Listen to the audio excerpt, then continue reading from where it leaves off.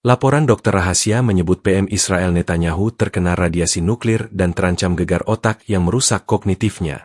Ini bukan sekadar sakit biasa.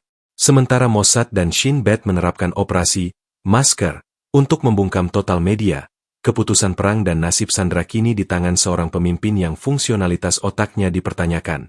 Kecelakaan di fasilitas rahasia? Atau sabotase asing? Kebenaran yang ditutup-tutupi ini mengancam perang regional.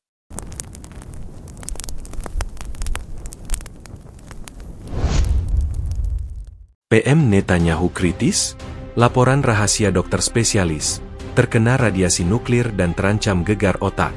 Gedung Knesset di Yerusalem, pusat kekuasaan Israel, diselimuti selubung kebisuan yang dingin, kontras dengan hiruk-pikuk politik yang biasanya tak pernah berhenti. Kabar yang selama berminggu-minggu beredar hanya sebagai bisikan di antara anggota dinas rahasia dan segelintir politisi tingkat tinggi, kini mulai merayap keluar dari bayang-bayang. Sebuah laporan eksklusif, yang diperoleh tim investigasi khusus kami dari sumber yang sangat terpercaya di lingkungan medis militer dan sipil Israel, telah mengguncang fondasi negara. Laporan tersebut mengungkap kondisi kesehatan Perdana Menteri Benyamin, Bibi, Netanyahu yang jauh lebih serius dan berbahaya dari yang pernah diumumkan secara resmi. Kondisi ini bukan sekadar masalah usia atau kelelahan politik, melainkan sebuah ancaman eksistensial bagi kepemimpinannya dan, mungkin, stabilitas kawasan. Menurut dokumen rahasia yang kami terima, bertajuk Evaluasi Neurologis dan Toksikologi Pasien P01, diidentifikasi secara terpisah oleh seorang pejabat intelijen senior sebagai kode untuk PM Netanyahu. Perdana Menteri Israel itu dikabarkan telah terpapar radiasi nuklir tingkat rendah yang signifikan dalam sebuah insiden yang hingga kini masih menjadi misteri yang dibungkam rapat. Yang lebih mengkhawatirkan, paparan radiasi tersebut, dikombinasikan dengan trauma fisik yang dialami pada waktu yang hampir bersamaan, telah meningkatkan risiko kesehatan PM Netanyahu secara drastis, memunculkan diagnosis mengejutkan, potensi gegar otak atau cedera otak traumatik, TBI, tingkat menengah. Seorang dokter spesialis saraf ternama Israel, Profesor Erez Levi, nama disamarkan untuk melindungi identitasnya dari Shin Bet Dinas Keamanan Israel, yang disebut-sebut terlibat dalam tim penanganan rahasia ini, menyatakan dalam catatan yang bocor, tanda-tanda klinis menunjukkan adanya acute radiation syndrome, ARS, fase awal, yang diperparah oleh gejala neurologis yang konsisten dengan TBI. Kombinasi ini sangat tidak biasa dan menimbulkan komplikasi kognitif serius. Sumber internal yang terhubung dengan Rumah Sakit Hadassah Yerusalem, yang diduga menjadi lokasi perawatan rahasia, membenarkan bahwa dalam beberapa minggu terakhir, ada peningkatan drastis dalam pengadaan peralatan monitoring radiasi dan konsultasi darurat dengan ahli toksikologi nuklir, yang semuanya dilakukan di luar saluran administrasi rumah sakit yang normal. Laporan ini menantang narasi publik yang selama ini disuguhkan oleh kantor Perdana Menteri, yang hanya menyebutkan masalah kesehatan rutin, atau operasi kecil, tanpa detail berarti. Pertanyaannya kemudian menjulang tinggi, kapan tepatnya PM Netanyahu terpapar radiasi mematikan ini? Dan mengapa upaya pembungkaman media Black Code, terhadap informasi sepenting ini begitu ketat dilakukan oleh pemerintah Israel? Informasi awal menunjukkan bahwa insiden paparan mungkin terkait dengan salah satu dari dua skenario. Skenario A, kunjungan rahasia ke fasilitas militer sensitif. Netanyahu dikabarkan melakukan inspeksi mendadak ke sebuah fasilitas bawah tanah yang baru-baru ini diserang atau mengalami kebocoran insiden yang melibatkan bahan radioaktif, dan protokol keamanan telah dilanggar. Skenario B, serangan atau upaya pembunuhan terselubung.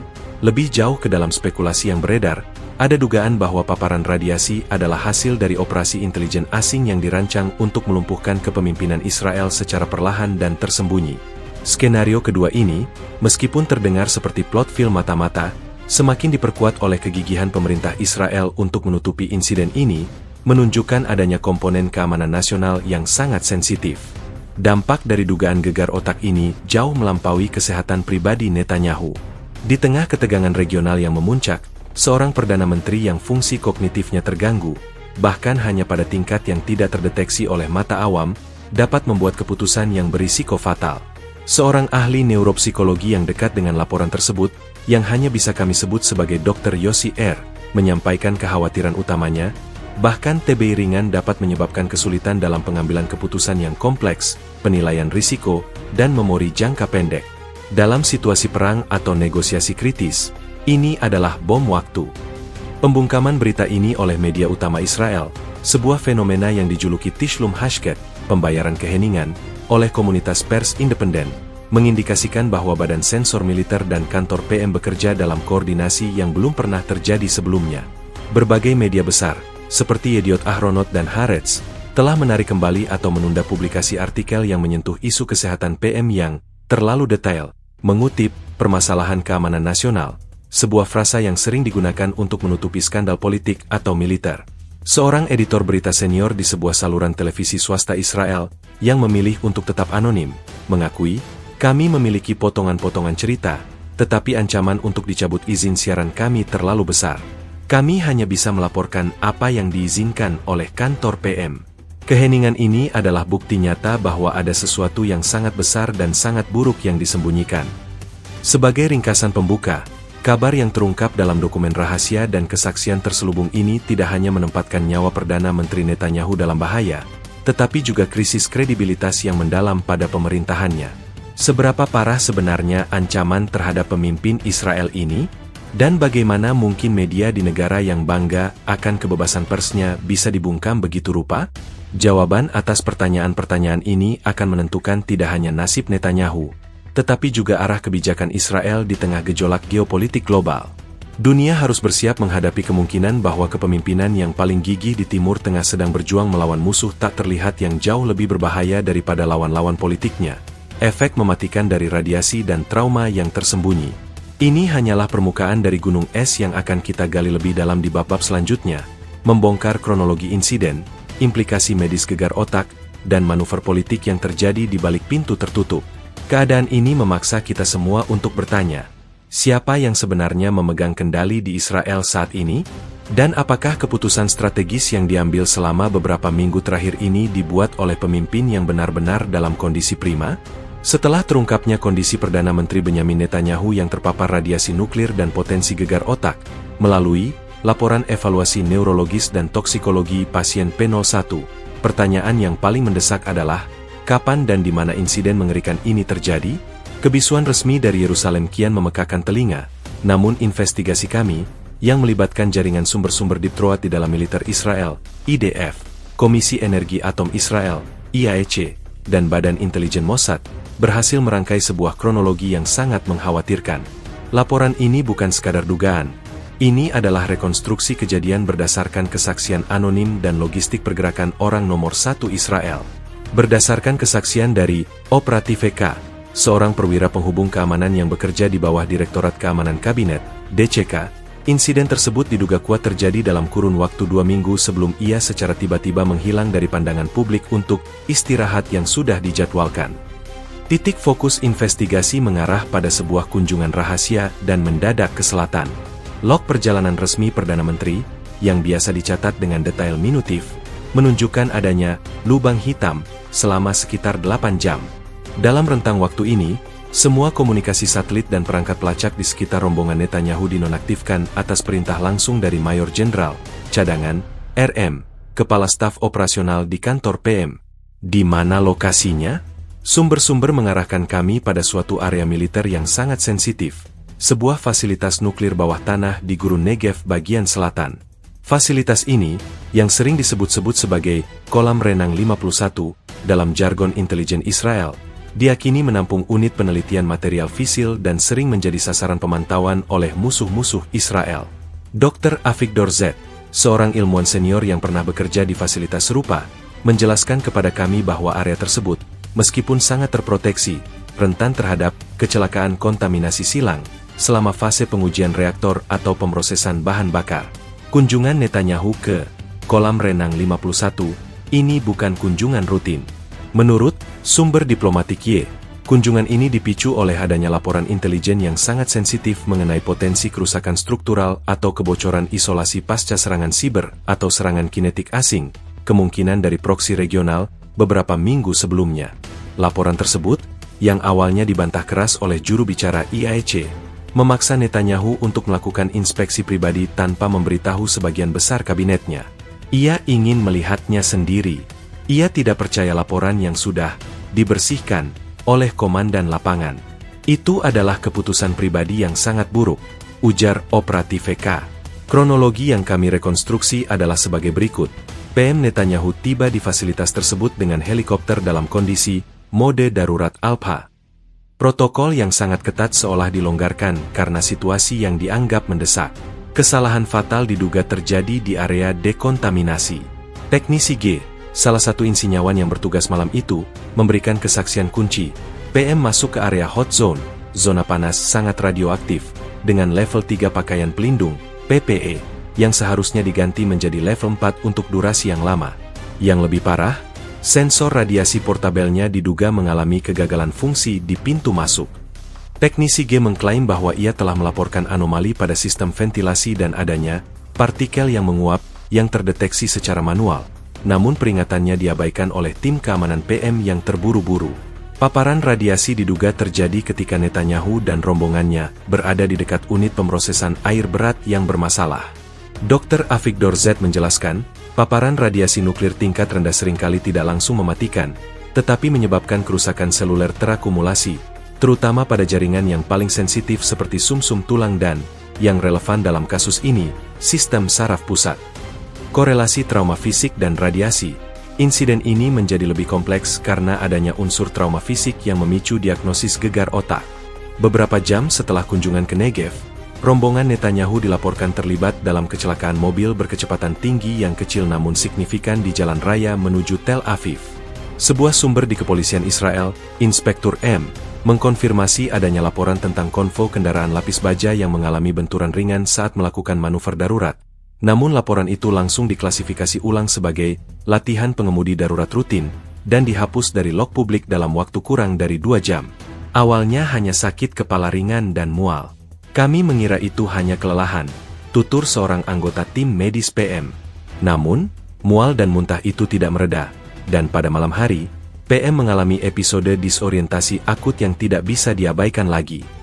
Inilah titik balik di mana dokter spesialis saraf dipanggil. Tim medis kemudian menyadari bahwa gejala neurologis, gegarnya, diperparah secara eksponensial oleh paparan radiasi yang melemahkan sistem imun dan sarafnya.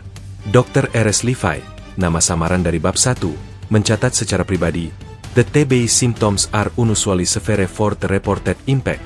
The radiation is acting as a multiplier, possibly creating an inflammatory storm in the brain."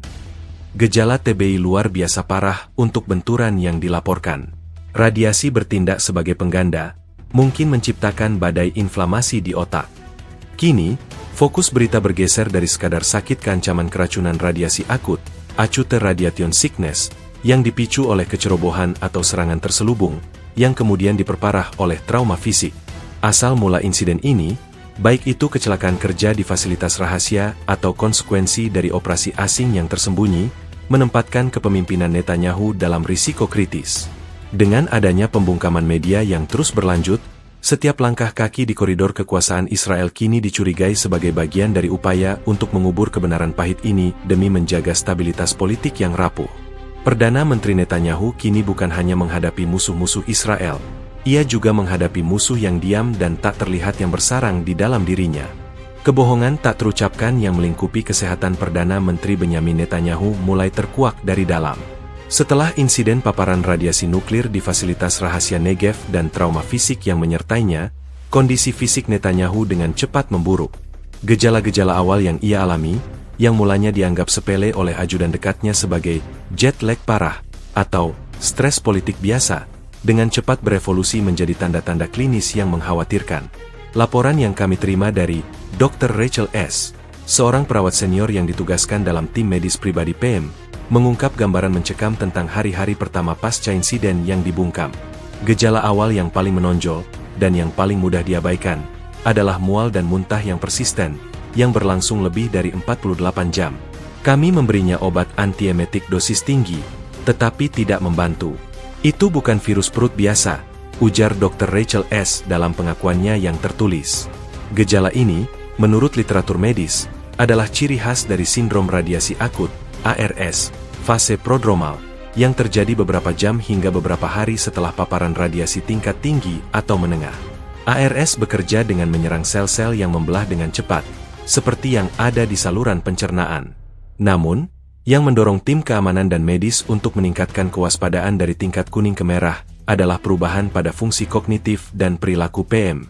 Seorang penasihat politik yang sering menghadiri pertemuan harian PM, Avi L., mengamati beberapa episode aneh.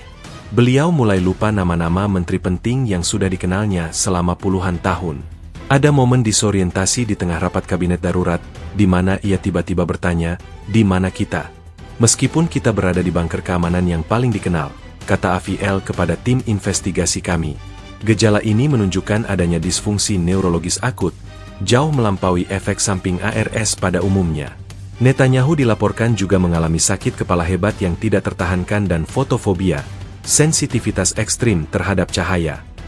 Gejala-gejala ini dipadukan dengan episode singkat kehilangan kesadaran setelah kecelakaan konvoi yang direkayasa, mengarah langsung pada kecurigaan adanya cedera otak traumatik, TBI, atau dalam istilah awam, gegar otak. Inilah titik kritis di mana tim medis pribadi PM, yang dipimpin oleh seorang dokter internal yang sangat loyal, memutuskan untuk menghubungi spesialis dari luar yang memiliki izin keamanan tertinggi, memicu dimulainya fase diagnosis rahasia. Tim dokter spesialis yang dibentuk secara diam-diam dan dijaga ketat oleh Shin Bet terdiri dari ahli onkologi radiasi, toksikolog nuklir, dan ahli saraf terkemuka dari berbagai rumah sakit utama, termasuk Tel Hashomer dan Rambam. Laporan rahasia evaluasi neurologis dan toksikologi pasien P01 yang telah kami singgung sebelumnya, merangkum temuan mereka. Temuan puncak pada laporan rahasia. Pertama, uji darah komprehensif, CBC, menunjukkan limfopenia yang ekstrim, yaitu penurunan drastis pada jumlah limfosit, sel darah putih. Limfosit adalah salah satu indikator paling sensitif terhadap kerusakan akibat radiasi. Dr. Cohen P., seorang toksikolog nuklir dari unit rahasia IAEC, yang terlibat dalam menafsirkan hasil ini, menulis dalam catatan yang bocor, tingkat limfosit pasien berada di bawah ambang batas yang biasanya terlihat pada paparan radiasi substansial, diperkirakan mencapai 1-2 Gray. Ini sudah cukup untuk menyebabkan kerusakan sumsum tulang jangka panjang. Kedua, yang merupakan inti dari krisis kepemimpinan ini, adalah hasil dari pencitraan otak, CT dan MRI fungsional, yang dilakukan di ruang operasi mobile di bawah tanah. Sumber kami di antara tim teknisi radiologi, teknisi V, mengonfirmasi bahwa mereka harus bekerja dalam suasana ketakutan dan kerahasiaan total. Hasil MRI diduga menunjukkan adanya lesi mikro dan edema ringan, pembengkakan, di area frontal lobe dan temporal lobe otak Netanyahu.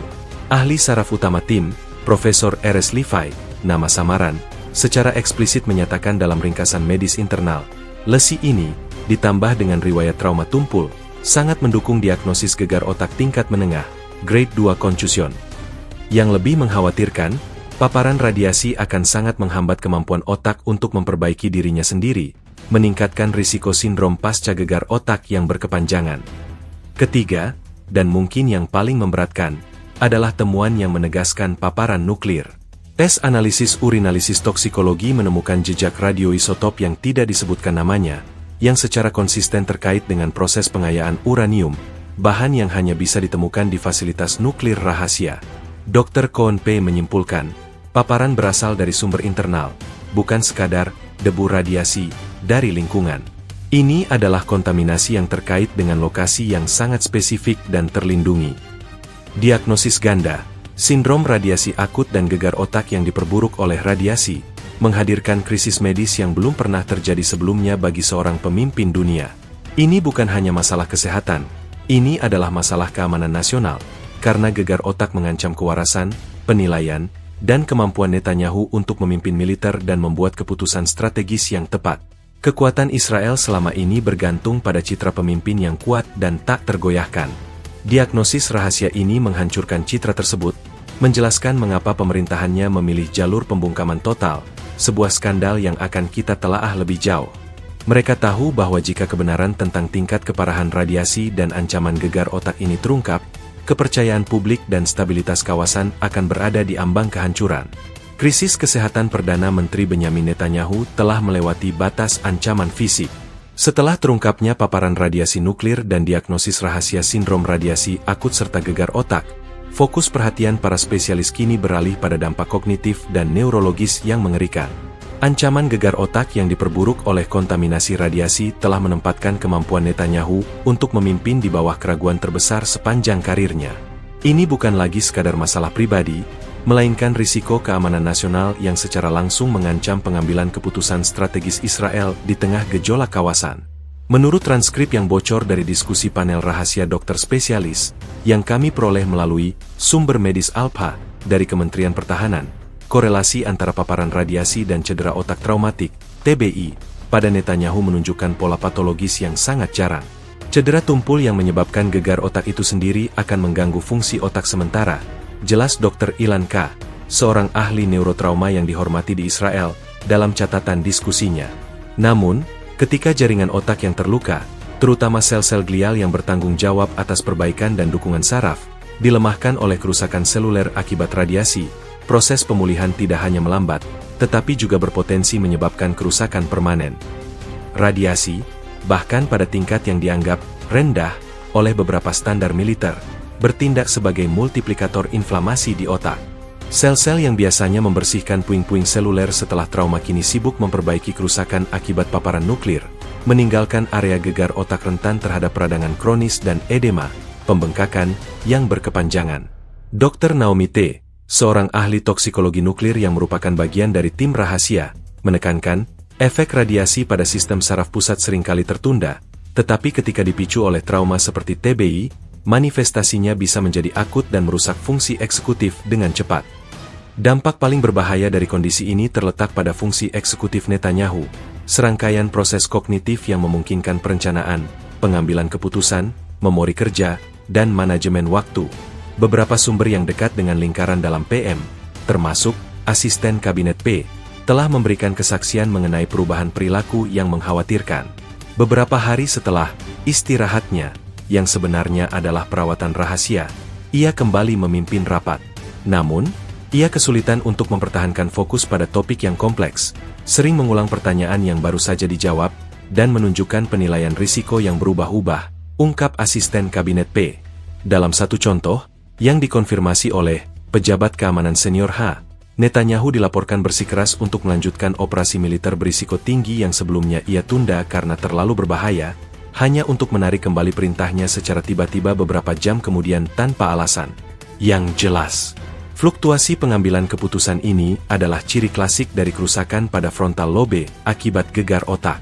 Implikasi kepemimpinan dari diagnosis ini bersifat bencana. Di tengah eskalasi konflik regional, di mana keputusan sepersekian detik dapat memicu perang habis-habian, kepemimpinan yang fungsi kognitifnya terganggu adalah sebuah kegagalan pertahanan.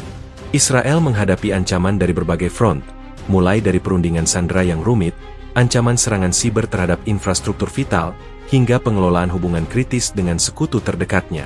Keputusan yang dibuat oleh seorang pemimpin yang menderita gegar otak dan keracunan radiasi dapat menunjukkan kurangnya kedalaman strategis, reaksi yang berlebihan, atau kelambatan yang fatal dalam merespons krisis. Tim dokter spesialis dilaporkan telah menyarankan istirahat kognitif total selama minimal 6 bulan, suatu saran yang secara politik tidak mungkin dilakukan oleh PM yang dikenal karena keengganannya untuk melepaskan kendali. Upaya untuk menyembunyikan kondisi ini telah menciptakan sebuah vakum kepemimpinan di tingkat tertinggi. Informasi dari juru bicara militer yang kecewa Z, mengungkapkan bahwa keputusan-keputusan strategis penting seringkali ditunda atau didelegasikan kepada Menteri Pertahanan tanpa pengetahuan atau persetujuan penuh dari PM, sebuah pelanggaran terselubung terhadap hierarki komando Israel. Juru bicara Z menyatakan, mereka menjaga agar ia tetap tampil di depan umum hanya untuk membacakan pernyataan yang sudah disiapkan, tetapi substansi kekuasaan telah beralih. Pertanyaannya adalah, siapa yang sebenarnya berkuasa di baliknya? Kondisi Netanyahu saat ini bukan hanya masalah kesehatan, melainkan senjata politik yang sangat berbahaya. Jika musuh-musuh Israel mengetahui bahwa pemimpin tertinggi mereka mengalami disfungsi kognitif akibat TBI yang diperburuk radiasi, hal itu dapat memicu tindakan agresi yang agresif dan berani, bertaruh bahwa Israel tidak akan mampu merespons secara rasional dan terpadu. Ancaman gegar otak dan dampak kognitifnya, yang kini dibuktikan oleh laporan-laporan rahasia ini, adalah pembenaran utama di balik pembungkaman media yang brutal yang telah diterapkan oleh Tel Aviv. Mereka tidak hanya menyembunyikan penyakit, tetapi juga menutupi kerapuhan strategis yang timbul dari dalamnya. Kondisi kritis Perdana Menteri Benyamin Netanyahu, gabungan keracunan radiasi nuklir dan ancaman gegar otak, bukan hanya menjadi krisis medis dan kepemimpinan, tetapi juga skandal etika dan sensor media terbesar yang pernah terjadi di Israel.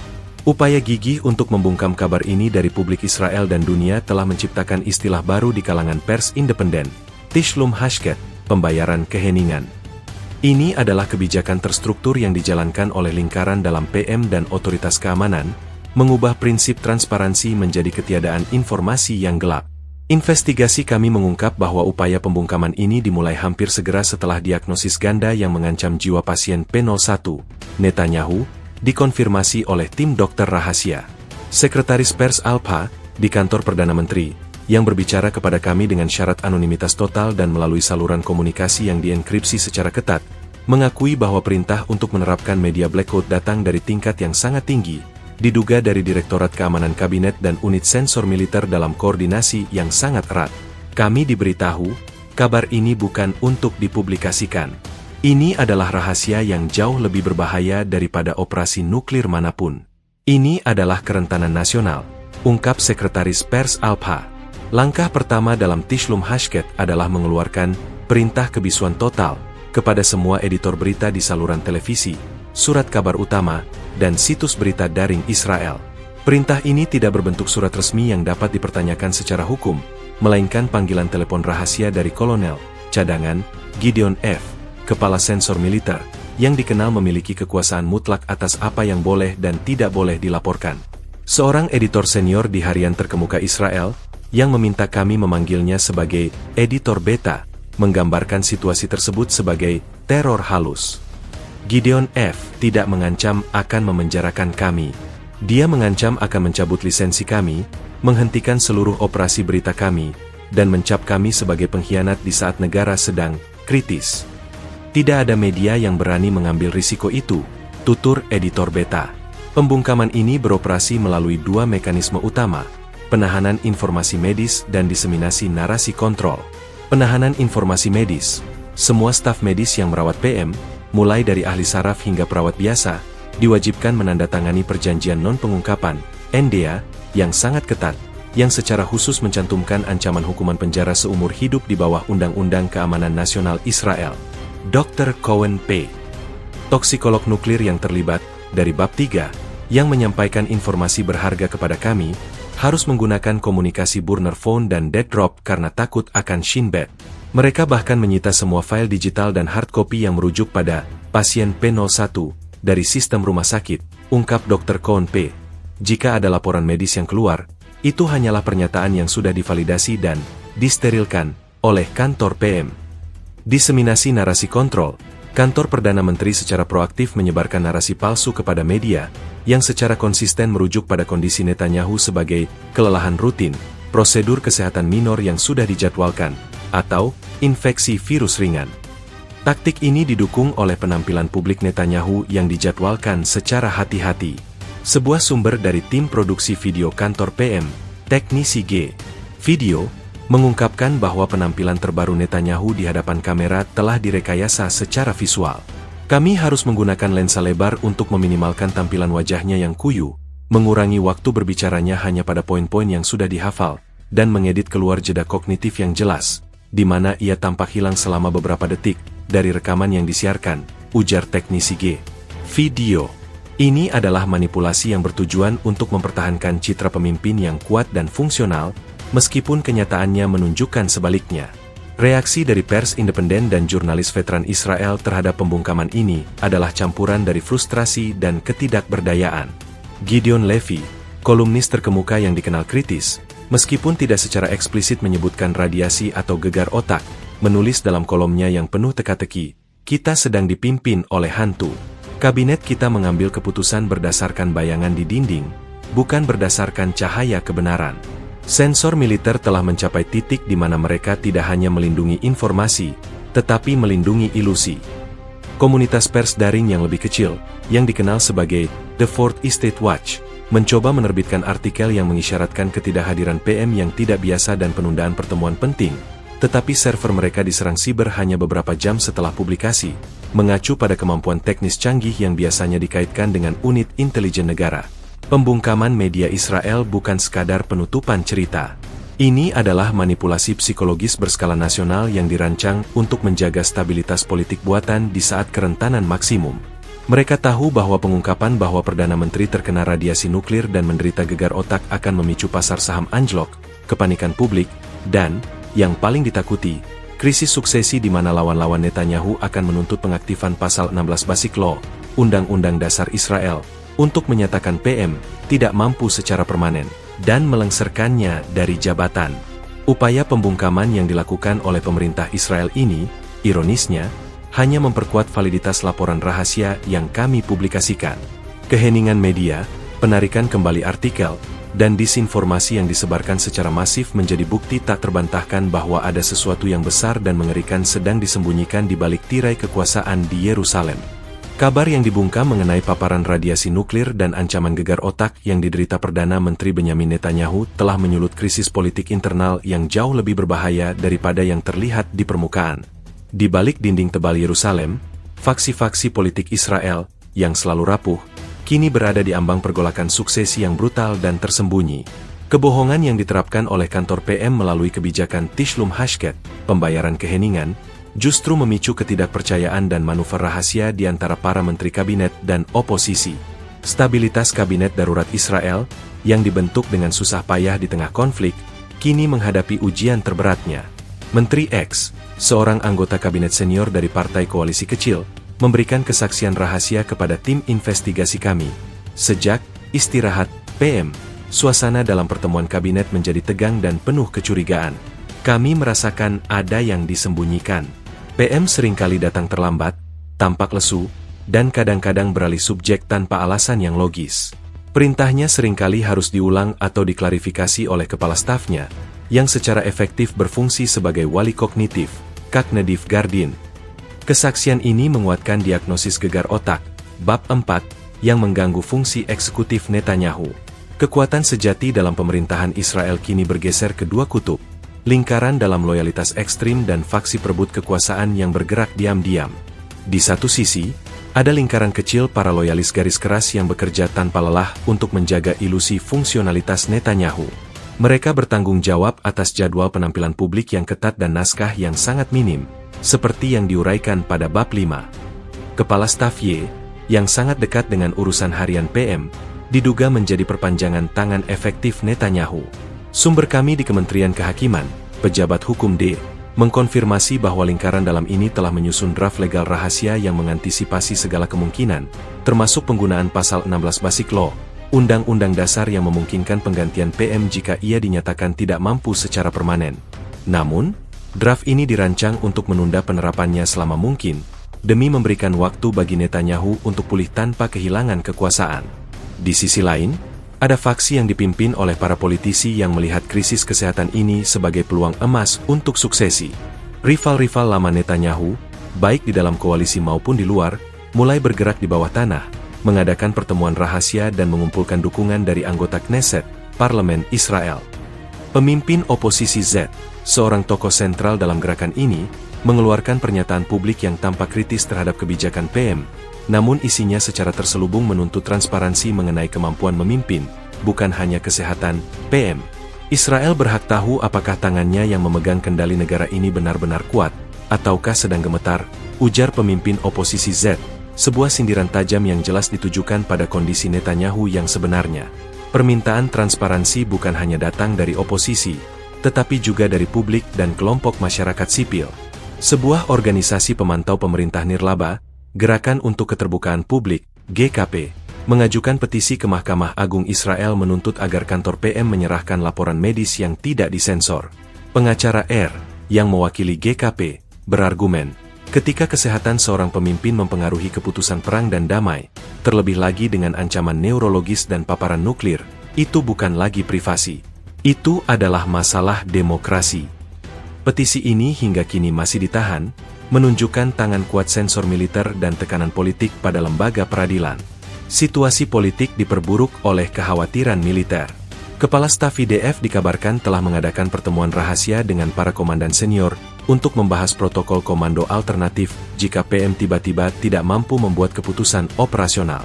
Jenderal P, seorang perwira tinggi di markas besar IDF, mengungkapkan kecemasan, kepemimpinan harus jelas dan stabil.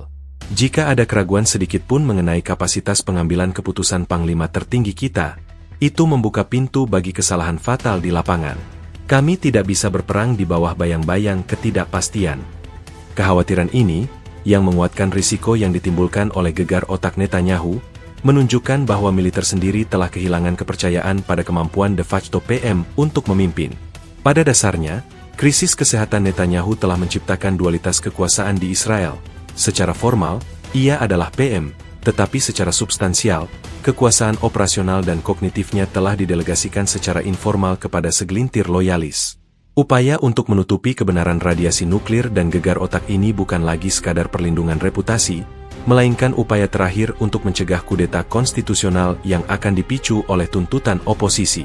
Semakin lama krisis ini dibiarkan membusuk di dalam kabinet, semakin besar risiko Israel terjebak dalam perang internal politik yang akan mengalihkan perhatian dari ancaman eksternal yang sebenarnya. Ketidakstabilan politik yang tersembunyi ini adalah hadiah terbesar bagi musuh-musuh Israel. Kondisi kesehatan Perdana Menteri Benyamin Netanyahu, gabungan paparan radiasi nuklir dan ancaman gegar otak, yang secara brutal dibungkam di dalam negeri, telah memicu gelombang kekhawatiran dan spekulasi di panggung geopolitik global. Dunia kini menyaksikan Israel, sebuah kekuatan nuklir yang secara de facto dan sangat penting di Timur Tengah, dipimpin oleh seorang pria yang kemampuannya mengambil keputusan terancam oleh trauma neurologis dan keracunan radioaktif. Implikasi dari krisis tersembunyi ini jauh melampaui batas-batas Yerusalem. Ia mengancam untuk mengubah keseimbangan kekuatan regional dan bahkan memicu eskalasi yang tak terduga. Reaksi dari negara-negara kunci dan sekutu tradisional Israel, terutama Amerika Serikat, diselimuti oleh kecemasan yang mendalam, meskipun retorika publik tetap mendukung. Sumber yang sangat dekat dengan Dewan Keamanan Nasional AS, pejabat Washington Senior T, mengungkapkan kepada tim investigasi kami bahwa komunikasi antara Gedung Putih dan kantor Perdana Menteri Israel telah menjadi sangat terkontrol dan disterilkan sejak insiden itu terungkap. Para pejabat Israel hanya menyampaikan pernyataan yang sudah disetujui, menjamin bahwa PM sepenuhnya beroperasi dan membuat semua keputusan kunci, kata pejabat Washington Senior T. Namun, komunitas intelijen AS, yang memiliki jaringan sendiri di Israel, dilaporkan sangat skeptis. Laporan rahasia dari CIA yang dibagikan secara terbatas di Washington, diduga menyertakan analisis tentang anomali kognitif pada pemimpin asing, yang secara implisit merujuk pada perubahan perilaku Netanyahu yang diamati. Kekhawatiran utama Washington adalah stabilitas dan rasionalitas kepemimpinan Israel dalam menghadapi Iran. Dengan diagnosis gegar otak, bab 4, yang berpotensi menyebabkan penilaian risiko yang berubah-ubah, ada ketakutan nyata di ibu kota Amerika bahwa Netanyahu mungkin membuat keputusan yang gegabah, memicu konflik regional besar-besaran untuk mengalihkan perhatian dari kerentanan internalnya. Analis Timur Tengah Dr. L, yang sering memberi nasihat kepada Departemen Luar Negeri AS, mencatat, kepemimpinan yang goyah cenderung menjadi lebih agresif atau, sebaliknya, terlalu pasif. Dalam kasus Netanyahu, riwayatnya menunjukkan ia mungkin melakukan serangan preemptive yang ekstrim untuk membuktikan bahwa ia masih kuat, tanpa mempertimbangkan konsekuensi penuhnya. Ini adalah skenario terburuk bagi AS, yang berusaha meredakan ketegangan di kawasan itu. Di sisi lain spektrum, reaksi dari Iran dan sekutu regionalnya, seperti Hizbullah, penuh dengan spekulasi dan psyops. Meskipun media resmi Iran membisu mengenai rincian radiasi nuklir dan gegar otak, saluran propaganda yang berafiliasi dengan Garda Revolusi Iran telah meningkatkan narasi tentang keruntuhan internal Zionis. Seorang sumber intelijen regional H, yang berbasis di Beirut, mengkonfirmasi adanya peningkatan aktivitas pengintaian di perbatasan Israel, menunjukkan bahwa musuh-musuh Israel sedang mencoba menguji kelemahan yang disebabkan oleh krisis kepemimpinan ini. Mereka tidak tahu secara pasti apa yang salah, tetapi mereka mencium darah. Mereka akan menguji komitmen dan kecepatan respons Israel di perbatasan utara, ujar sumber intelijen regional Haji. Kabar ini juga memiliki implikasi serius terhadap hubungan diplomatik Israel di Arab Saudi dan negara-negara normalisasi lainnya. Proses normalisasi yang sensitif sangat bergantung pada citra stabilitas dan kekuatan Israel yang tak tergoyahkan. Kerentanan yang disebabkan oleh kondisi kesehatan rahasia Netanyahu berpotensi merusak kepercayaan mitra-mitra Arab. Mereka mungkin menjadi ragu untuk menjalin aliansi keamanan yang dalam dengan negara yang pemimpinnya berada di ambang kegagalan kognitif. Diplomat Teluk Anonim V, mengungkapkan kekhawatiran, kami butuh mitra yang kuat dan prediktif. Jika ada keraguan tentang siapa yang membuat keputusan di Yerusalem, apakah itu PM yang sehat atau tim rahasia yang melindunginya, maka kami harus mempertimbangkan kembali investasi strategis kami dalam hubungan ini. Krisis ini, yang dipicu oleh paparan nuklir dan diperburuk oleh gegar otak, juga memicu diskusi internasional tentang transparansi dan akuntabilitas para pemimpin dunia. Komunitas internasional, yang baru-baru ini dikejutkan oleh berbagai insiden misinformation dan disinformation politik, mulai menyuarakan tuntutan agar ada mekanisme internasional untuk memverifikasi kesehatan fisik dan mental para pemimpin yang memegang kode nuklir. Seorang pengamat hukum internasional Dr. E. dari Universitas Leiden berpendapat, ketika kesehatan seorang pemimpin menjadi rahasia negara, itu adalah kegagalan demokrasi. Krisis Netanyahu ini harus menjadi titik balik yang memaksa PBB atau badan-badan terkait untuk membuat pedoman transparansi yang ketat untuk para kepala negara yang mengelola ancaman global. Sebagai ringkasan, Tishlum Hashket, pembungkaman media, yang diterapkan oleh Israel terhadap masalah radiasi nuklir dan gegar otak PM telah menciptakan ketidakpastian strategis global. Dari Washington yang khawatir akan perang regional yang tidak disengaja, hingga Teheran yang mencium peluang, hingga Riyadh yang mempertanyakan stabilitas aliansi, kesehatan tersembunyi Netanyahu kini menjadi urusan geopolitik paling mendesak di dunia. Keengganan Israel untuk mengakui kerentanan ini hanya meningkatkan risiko eskalasi, karena musuh-musuh Israel akan menafsirkan kebisuan ini sebagai konfirmasi kelemahan tertinggi yang siap dieksploitasi. Setelah menelusuri insiden paparan radiasi nuklir, diagnosis gegar otak, dan dampak kognitifnya, bab 4, kini kita memasuki inti krisis kesehatan Perdana Menteri Benyamin Netanyahu, kesaksian mengerikan dari tim medis yang dipaksa bekerja di bawah kerahasiaan total. Laporan-laporan rahasia ini tidak hanya mengkonfirmasi keparahan kondisi PM, tetapi juga mengungkapkan pertarungan etika yang kejam antara dokter yang bersumpah untuk menyelamatkan pasien dan aparat keamanan yang bersikeras membungkam kebenaran demi kepentingan negara. Kesaksian paling rinci datang dari Dr. J, seorang ahli saraf terkemuka yang direkrut ke dalam tim P01 secara mendadak. Dr. J berbicara kepada tim investigasi kami melalui serangkaian pesan terenkripsi, menggambarkan suasana kerja di lokasi perawatan rahasia sebagai penjara emas yang dingin. Ini bukan hanya mengobati gegar otak atau keracunan radiasi, ini adalah mengobati seseorang di bawah todongan senjata keamanan, ujar Dr. J.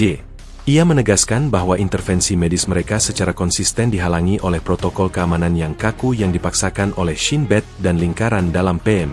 Misalnya, perintah untuk melakukan pemindaian otak berulang-ulang, yang penting untuk memantau perkembangan gegar otak, seringkali ditunda karena kekhawatiran bahwa transfer data sensitif dapat bocor, menghambat diagnosis dan penyesuaian pengobatan. Dalam sebuah catatan medis rahasia yang berhasil diselundupkan oleh perawat senior L, dideskripsikan secara eksplisit mengenai perkembangan gejala neurologis PM. Catatan itu mencantumkan bahwa Netanyahu sering mengalami episode yang disebut cognitive fog, kabut kognitif, yang berlangsung hingga 20 menit, di mana ia tidak dapat mengenali orang terdekatnya atau mengingat informasi yang baru saja ia terima. Pada awalnya kami pikir ini adalah efek dari obat-obatan, tetapi kami harus mengakui bahwa ini adalah dampak langsung dari TBI yang diperparah oleh radiasi, tulis perawat senior L. Ia juga mencatat adanya microseizures, kejang-kejang mikro, yang tidak terdeteksi oleh mata telanjang tetapi terekam pada alat EEG portable yang terpasang pada PM. Kejang-kejang mikro ini adalah indikator kerusakan jaringan saraf yang lebih dalam. Ancaman terbesar yang diangkat oleh tim P01 adalah disabilitas permanen. Dr. J, berdasarkan pengamatannya, menyimpulkan bahwa kombinasi toksisitas radiasi dan trauma tumpul telah menciptakan kondisi yang disebut ensefalopati kronis traumatik radiasi. Kami tidak hanya menghadapi gegar otak ringan yang akan sembuh total dalam beberapa minggu, jelas Dr. J. Radiasi telah merusak kemampuan perbaikan seluler otak. Jika kerusakan ini berlanjut, kami menghadapi kemungkinan disabilitas kognitif yang permanen, yang akan membuatnya tidak kompeten secara permanen untuk menjalankan tugas kenegaraan. Konsekuensi dari diagnosis ini secara eksplisit mengacu pada pasal 16 Basic Law Israel, yang disinggung pada bab 6, yaitu pencopotan PM karena ketidakmampuan fisik atau mental. Keterlibatan Otoritas Komisi Energi Atom Israel, IAEC, dalam kerahasiaan ini juga sangat mencolok. Menurut petugas dekontaminasi M, yang bertanggung jawab atas penanganan baju pelindung dan peralatan PM pasca insiden di Negev, Semua catatan pengukuran radiasi eksternal dan internal telah dihilangkan atau diganti dengan data palsu. Kami mengukur tingkat kontaminasi yang jauh lebih tinggi daripada yang diizinkan untuk kunjungan rutin. Tapi perintah datang dari atas untuk menulis ulang log dan menghancurkan Geiger counter yang digunakan. Mereka tidak ingin ada jejak resmi dari paparan itu. Aku petugas dekontaminasi M. Ini menunjukkan adanya penghalangan keadilan yang disengaja dan sistematis untuk menutupi kecelakaan atau serangan yang menyebabkan paparan radiasi. Pertarungan etika di antara tim medis mencapai puncaknya ketika beberapa dokter, yang merasa terikat pada sumpah Hippocrates, mengajukan protes internal kepada kepala staf PM, menuntut agar kondisi kesehatan PM diungkapkan secara jujur kepada setidaknya Wakil Perdana Menteri dan Ketua Knesset. Protes ini ditolak dengan tegas. Pejabat etika tinggi F, yang mengetahui adanya protes ini, mengungkapkan bahwa para dokter diancam dengan pencabutan lisensi dan penuntutan militer. Mereka dituduh melakukan sabotase moral di tengah perang. Kepentingan negara, dalam pandangan Shin Bet, jauh lebih tinggi daripada kebenaran medis atau hak pasien, jelas pejabat etika tinggi F. Kesaksian tim medis rahasia ini adalah pilar yang menopang seluruh berita ini. Mereka tidak hanya memberikan bukti klinis tentang paparan radiasi dan gegar otak yang mengancam Netanyahu, tetapi juga menunjukkan sejauh mana kedalaman manipulasi dan represi oleh lingkaran dalam kekuasaan. Netanyahu saat ini bukan hanya pasien yang sakit, ia adalah sandi rahasia yang dijaga paling ketat di Timur Tengah, dan kebenarannya mengancam untuk meruntuhkan seluruh struktur politik Israel. Ancaman disabilitas permanen ini berarti bahwa setiap tindakan yang ia lakukan sejak insiden itu patut dipertanyakan validitas dan rasionalitasnya. Setelah mengungkap krisis kesehatan Perdana Menteri Benyamin Netanyahu, dari paparan radiasi nuklir hingga diagnosis gegar otak dan ancaman disabilitas permanen, investigasi kami kini menguak sebuah operasi rahasia yang dirancang untuk menjaga ilusi kepemimpinan di mata publik. Operasi ini, yang diberi nama Sandi, Masker, adalah sebuah upaya terstruktur dan sistematis oleh lingkaran dalam Netanyahu dan aparat keamanan Israel untuk menutupi kelemahan kognitif PM yang diakibatkan oleh trauma neurologis, sekaligus menjaga dirinya tetap terlihat sebagai panglima tertinggi yang kuat dan tak tergoyahkan. Inti dari operasi Masker adalah pengawasan kognitif yang dilakukan secara real-time dan rahasia terhadap Netanyahu, bahkan saat ia berada di ruang rapat kabinet atau berinteraksi dengan pemimpin dunia. Pengawasan ini bukan hanya sebatas pemantauan kesehatan rutin, melainkan kontrol total atas input dan output kognitifnya. Spesialis teknologi beta, seorang teknisi yang bekerja pada unit pengawasan komunikasi khusus di Mossad, mengungkapkan kepada kami bahwa PM dilengkapi dengan teknologi yang sangat canggih yang tersembunyi di balik jas dan meja kerjanya. Kami memasang sistem biofeedback yang memonitor secara konstan detak jantung, kadar keringat, dan gelombang otak ringan. Data ini dianalisis oleh tim ahli saraf di lokasi rahasia terdekat. Jika ada indikasi cognitive fog, kabut kognitif, atau microseizure, kejang mikro, yang signifikan, mereka dapat memberi sinyal kepada kepala staf untuk mengintervensi, jelas spesialis teknologi beta. Intervensi yang dimaksud adalah bagian dari protokol yang disebut prosedur sinyal merah. Jika data kognitif PM menunjukkan adanya penurunan fungsi eksekutif kritis, akibat gegar otak yang diperparah radiasi, Kepala Staf Y atau Menteri Pertahanan akan secara halus mengambil alih jalannya rapat. Menurut Asisten Kabinet P, yang menyaksikan prosedur ini berkali-kali, intervensi tersebut bisa berupa memotong pembicaraan PM dengan pertanyaan teknis yang panjang, mengalihkan fokus ke dokumen yang sudah disiapkan sebelumnya, atau meminta jeda mendadak untuk konsultasi keamanan. Semua itu dirancang agar terlihat normal, padahal tujuannya adalah membatasi waktu PM dari mengambil keputusan yang tidak terstruktur atau kompleks. Operasi Masker juga mengatur manipulasi lingkungan fisik Netanyahu. Berdasarkan pengakuan dari pengelola protokol H, semua pertemuan penting diadakan di ruangan yang pencahayaannya diredupkan secara strategis dan suhu ruangan dikontrol ketat. PM mengalami fotofobia, sensitivitas cahaya, dan kesulitan dalam lingkungan yang bising, gejala klasik gegar otak. Kata pengelola protokol haji, setiap dokumen yang disajikan kepadanya harus memiliki cetakan besar dengan poin-poin yang disorot tebal, untuk mengatasi masalah fokus dan memori jangka pendeknya. Dia tidak benar-benar membaca laporan lengkap, dia membaca ringkasan yang sudah disensor dan diformat. Manipulasi ini menjamin bahwa PM hanya menerima informasi yang sudah diproses dan disederhanakan, sehingga mengurangi risiko kegagalan kognitif di hadapan para pejabat atau diplomat asing. Yang paling mengkhawatirkan adalah dampak operasi masker terhadap hubungan internasional. Panggilan telepon penting dengan para pemimpin dunia, terutama Presiden Amerika Serikat, diawasi ketat. Penerjemah senior F, yang secara rutin mendengarkan panggilan-panggilan PM, mengungkapkan bahwa tim medis rahasia terkadang memberikan stimulan kognitif dosis rendah kepada Netanyahu tepat sebelum panggilan yang dijadwalkan. Tujuannya agar dia terdengar tajam dan fokus. Namun, efek obat itu seringkali cepat hilang, dan kami harus menyiapkan transkrip yang dibersihkan, disunting, sebelum diserahkan kepada Kementerian Luar Negeri untuk menghilangkan semua jeda canggung, keraguan, atau pengulangan kata-kata yang dilakukan PM, aku penerjemah senior F. Ini berarti, komunikasi diplomatik Israel yang paling penting dilakukan di bawah pengaruh obat dan pengawasan kognitif yang ketat, menimbulkan pertanyaan serius tentang keaslian dan validitas komitmen Israel di panggung global. Operasi masker ini adalah pengakuan terselubung oleh lingkaran dalam bahwa Perdana Menteri secara de facto tidak lagi mampu berfungsi secara penuh. Mereka menciptakan sebuah kepemimpinan boneka yang ditenagai oleh teknologi, obat-obatan, dan kebohongan terstruktur. Seorang ahli etika politik Israel, Profesor Eli N. dari Universitas Tel Aviv, memberikan analisis yang tajam. Ini bukan lagi pemerintahan yang dijalankan oleh Perdana Menteri. Ini adalah pemerintahan yang dijalankan oleh tim penjaga yang memproyeksikan citra PM yang tidak ada.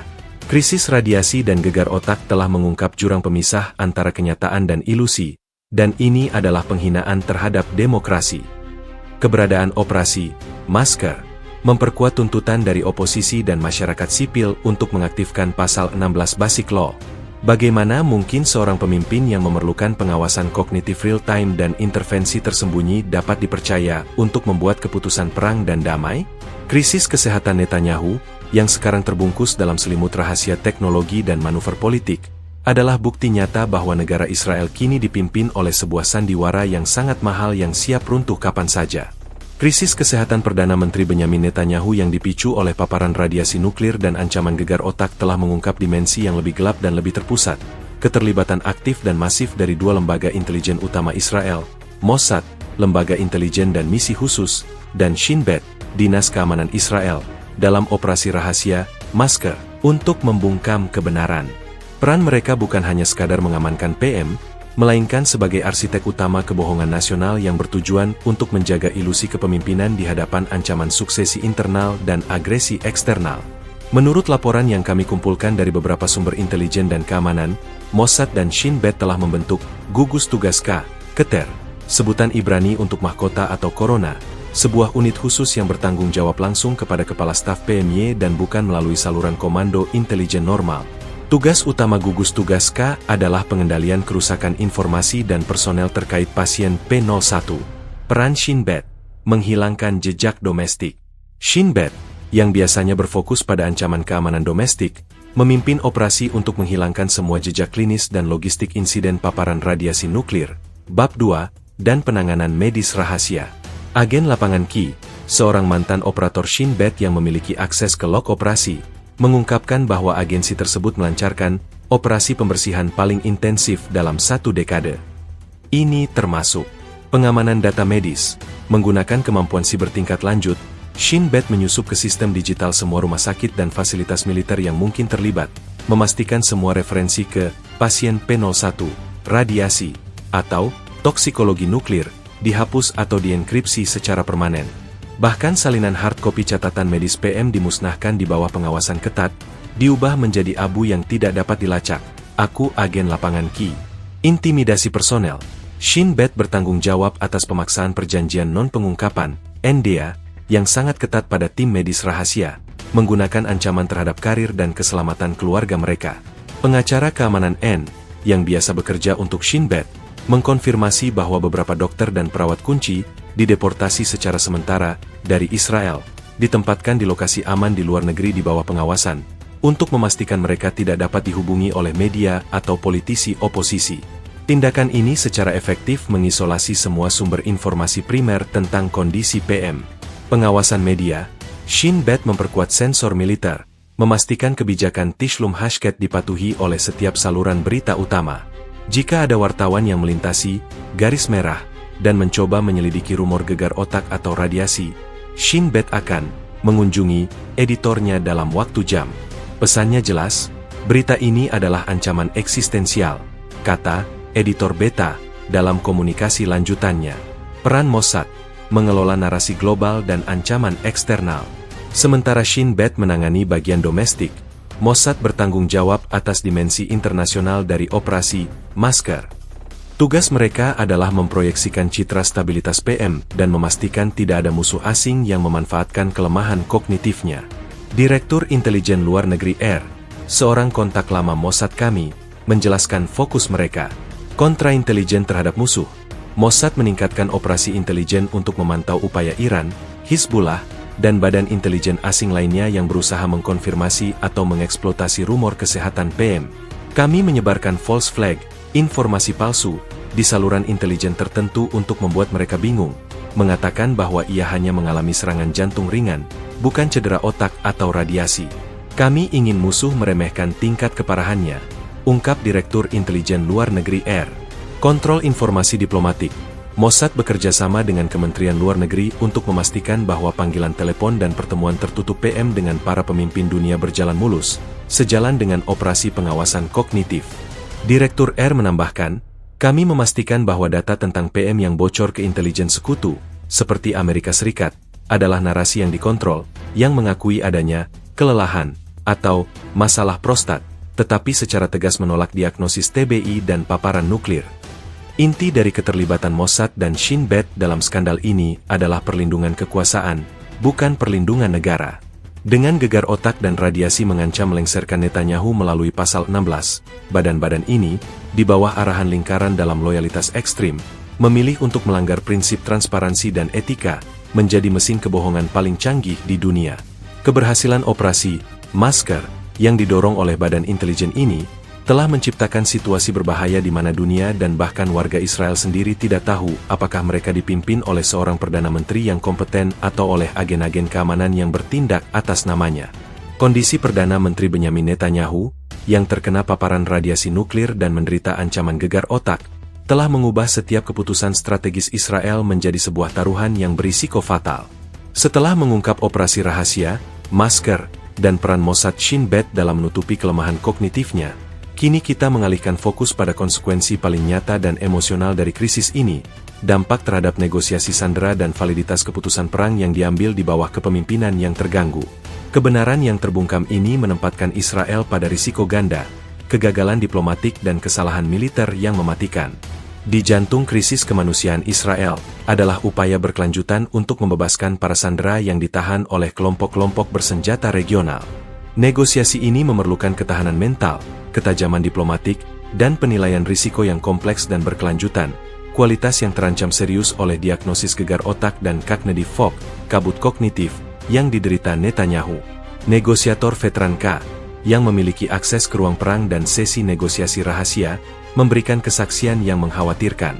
Ia mengungkapkan bahwa PM Netanyahu menunjukkan pola pikir yang tidak konsisten dalam menanggapi tawaran dari mediator. Dalam satu hari, beliau sangat bersemangat untuk mencapai kesepakatan, bahkan bersedia memberikan konsesi besar yang sebelumnya ia tolak. Keesokan harinya, seolah-olah ingatannya telah terhapus, ia kembali ke posisi awal yang sangat kaku dan menolak negosiasi. Kami harus menjelaskan ulang detail-detail kunci padanya berulang kali, ujar negosiator veteran K. Ketidakmampuan untuk mempertahankan memori kerja dan penilaian yang konsisten ini adalah ciri khas dari cedera otak traumatik yang diperparah oleh toksisitas radiasi, menempatkan nasib para sandera dalam bahaya yang terus-menerus. Anggota keluarga sandera, yang sering berinteraksi langsung dengan kantor Perdana Menteri, juga mencatat adanya pergeseran emosional yang aneh pada Netanyahu. Ibu dari sandera E, yang telah menghadiri beberapa pertemuan dengan PM, menyampaikan, dia kadang-kadang terlihat sangat empati, bahkan menangis di hadapan kami. Tetapi pada pertemuan berikutnya, dia menatap kami dengan tatapan kosong, seolah-olah dia tidak mengenali kami dan tidak tahu tentang kisah-kisah anak kami. Ini bukan hanya stres, ini adalah disfungsi, dan itu menghancurkan harapan kami. Perubahan emosional yang drastis ini konsisten dengan kerusakan pada frontal lobe otak, area yang bertanggung jawab atas regulasi emosi dan empati, yang dipicu oleh gegar otak. Lebih jauh lagi, Krisis kesehatan PM menimbulkan pertanyaan serius tentang validitas keputusan perang yang telah diambil oleh Israel sejak insiden radiasi dan gegar otak. Seorang analis militer Dr. T. dari sebuah lembaga think tank keamanan Israel yang memiliki akses ke laporan operasional, secara belak-belakan mempertanyakan serangkaian operasi militer berisiko tinggi yang dilancarkan baru-baru ini. Beberapa operasi yang disetujui PM terasa terlalu agresif dan tidak proporsional dengan ancaman yang dihadapi. Keputusan itu tidak sejalan dengan rekomendasi konsensus yang diberikan oleh Kepala Staf IDF, jelas Dr. T. Ia berpendapat bahwa gangguan kognitif PM mungkin telah menyebabkan poor risk assessment, penilaian risiko yang buruk, di mana ia meremehkan potensi kerugian sambil melebih-lebihkan peluang keberhasilan militer jangka pendek. Sebuah sumber di Komite Keamanan dan Urusan Luar Negeri Knesset, anggota Parlemen G, yang berhaluan oposisi, menuntut penyelidikan parlemen penuh atas proses pengambilan keputusan perang PM selama periode kritis ini. Jika Panglima tertinggi kita membuat keputusan di bawah pengaruh gegar otak dan keracunan radiasi, setiap operasi militer yang dilancarkan dalam beberapa minggu terakhir adalah ilegal secara moral dan berpotensi menjadi bencana militer. Tegas anggota Parlemen G. Tuntutan ini secara langsung menghadapi Tishlum Hashket, pembungkaman media, dan peran Shin Bet Mossad, menempatkan legislatif Israel di jalur tabrakan dengan eksekutif dan aparat keamanan. Krisis ini menunjukkan bahwa kepemimpinan boneka yang dibuat melalui operasi masker tidak hanya menciptakan ilusi politik, tetapi juga bahaya operasional yang nyata.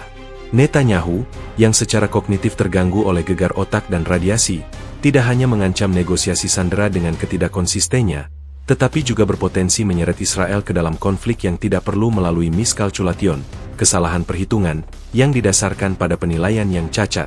Kegagalan untuk mengungkapkan kebenaran ini kepada publik dan sekutu internasional RRT bahwa setiap nyawa yang hilang dalam operasi militer baru-baru ini dapat secara tidak langsung dikaitkan dengan krisis kesehatan tersembunyi Perdana Menteri. Ini adalah tanggung jawab etika dan moral yang sangat besar yang kini diemban oleh lingkaran dalam Netanyahu. Krisis kesehatan Perdana Menteri Benyamin Netanyahu, yang melibatkan paparan radiasi nuklir dan ancaman gegar otak, telah memicu perdebatan sengit di kalangan intelijen dan keamanan Israel. Setelah mengungkap peran Mossad dan Shin Bet dalam menutupi kelemahan PM dan dampak mengerikan pada keputusan perang, pertanyaan paling krusial kini mengemuka. Apakah insiden di fasilitas Negev merupakan kecelakaan operasional yang tragis, ataukah sabotase asing yang dirancang untuk melumpuhkan kepemimpinan Israel? Lingkaran dalam Yerusalem terbagi dua, dan hasilnya menentukan bukan hanya nasib Netanyahu, tetapi juga kebijakan pembalasan Israel. Sebagian besar pimpinan senior di Komisi Energi Atom Israel, IAEC, dan beberapa pejabat IDF berpegangan pada teori bahwa paparan radiasi adalah hasil dari kecelakaan operasional yang parah yang terjadi selama kunjungan mendadak PM. Teori ini, meskipun memalukan, lebih mudah dikelola secara politik daripada mengakui adanya penetrasi asing yang sukses. Teknisi senior R, seorang insinyur yang memiliki wawasan tentang sistem ventilasi dan dekontaminasi di fasilitas rahasia Negev, memberikan detail yang mendukung teori kecelakaan. Ia mengungkapkan bahwa sistem filtrasi utama di bagian hot zone, zona panas, telah mengalami pemeliharaan yang tertunda selama berbulan-bulan akibat pemotongan anggaran dan lockdown keamanan yang ketat. Saat PM berkunjung, ada tekanan internal untuk menunjukkan bahwa fasilitas itu beroperasi penuh. Kami mengaktifkan sistem di bawah kapasitas optimal. Kombinasi vibration dari ledakan, yang mungkin memicu trauma tumpul PM, dan kegagalan filtrasi menyebabkan lonjakan partikel radioaktif di udara yang seharusnya tidak pernah terjadi, ungkap teknisi senior R. Dalam skenario ini, gegar otak yang dialami PM mungkin berasal dari trauma fisik yang terjadi akibat guncangan ledakan atau kecelakaan konfus segera setelah meninggalkan zona paparan, yang kemudian diperburuk oleh radiasi. Teori kecelakaan ini diperkuat oleh pejabat logistik cadangan T, yang bertugas menyusun protokol PPE, pakaian pelindung, PM. Pejabat T mengakui adanya kekacauan dan pelanggaran protokol yang serius pada hari kunjungan PM. Protokol level 4 penuh diabaikan demi kecepatan. PM hanya mengenakan level 3 yang usang. Ketika sistem peringatan radiasi internal berbunyi, setelah sensor portable PM mati, itu diabaikan sebagai false alarm rutin. Kesombongan dan pelanggaran aturan di dalam lingkaran keamanan PM adalah penyebab utama tragedi ini, kata pejabat logistik cadangan T. Faksi, sabotase asing, operasi intelijen senyap. Namun, sejumlah besar analis kontraintelijen senior di Mossad dan Direktorat Intelijen Militer, AMAN, sangat yakin bahwa insiden ini adalah sabotase asing yang canggih, dirancang untuk melumpuhkan, tetapi tidak membunuh, kepemimpinan Israel. Teori ini menunjuk pada kecanggihan dan presisi kegagalan sistem di fasilitas Negev. Analis kontraintelijen Dr. E, yang bekerja di Aman, berargumen bahwa kegagalan ganda dari sistem filtrasi dan sensor radiasi portable PM secara bersamaan terlalu kebetulan untuk menjadi kecelakaan semata. Ini adalah ciri khas operasi pinprick, serangan presisi yang dirancang untuk menimbulkan kerusakan minimal yang terlihat, tetapi kerugian strategis maksimal, jelas Dr. E. Ia meyakini bahwa agen asing, spekulasi terarah pada Iran atau proksi yang didukung negara adidaya yang tidak ingin diungkap, berhasil menanam malware atau perangkat mekanis kecil yang merusak sistem krusial fasilitas tersebut beberapa waktu sebelum kunjungan PM. Tujuannya adalah memastikan bahwa PM terpapar pada dosis radiasi subletal yang akan menyebabkan penyakit jangka panjang dan gangguan kognitif, seperti gegar otak yang diperburuk, tanpa menimbulkan respons militer pembalasan berskala penuh. Yang memperkuat teori sabotase adalah adanya dugaan serangan sinyal pada konvo PM segera setelah meninggalkan fasilitas. Spesialis perang elektronik G, yang memantau komunikasi keamanan PM, melaporkan adanya lonjakan anomali frekuensi tinggi yang tidak dapat dijelaskan di sekitar konvo pada saat insiden kecelakaan mobil, bab 2. Kami yakin serangan ini dirancang untuk menyebabkan disorientasi singkat pada pengemudi atau PM sendiri, memastikan trauma fisik, gegar otak, terjadi untuk memperburuk efek radiasi. Ini adalah operasi yang direncanakan dengan sangat baik, menggabungkan toksikologi nuklir dan trauma fisik untuk dampak neurologis maksimal, kata spesialis G. Serangan sinyal ini, jika benar, membuktikan adanya koordinasi yang kompleks antara pihak asing yang bertanggung jawab atas paparan radiasi dan trauma fisik. Dampak pada respon Israel. Perdebatan internal ini secara langsung mempengaruhi kebijakan pembalasan. Jika insiden itu diklasifikasikan sebagai kecelakaan, respons Israel akan bersifat internal, pembersihan di IAEC dan IDF. Namun, jika teori sabotase asing terbukti, tekanan dari faksi garis keras di kabinet, bab 6, untuk melancarkan serangan balasan berskala besar terhadap aset-aset musuh akan tidak terhindarkan. Menteri Luar Negeri temporer L, yang kini sering bertindak atas nama PM, berkat operasi Masker, diyakini menentang pembalasan militer yang agresif. Ia takut keputusan perang yang diambil oleh PM yang gegar otak dan dikelilingi oleh spekulasi dapat memicu perang regional. Seluruh komunitas intelijen Israel kini berada dalam keadaan siaga tinggi, memburu bukti definitif yang akan menentukan apakah mereka harus memecat seorang PM yang sakit karena kecerobohan internal, atau melancarkan pembalasan karena serangan asing yang keji.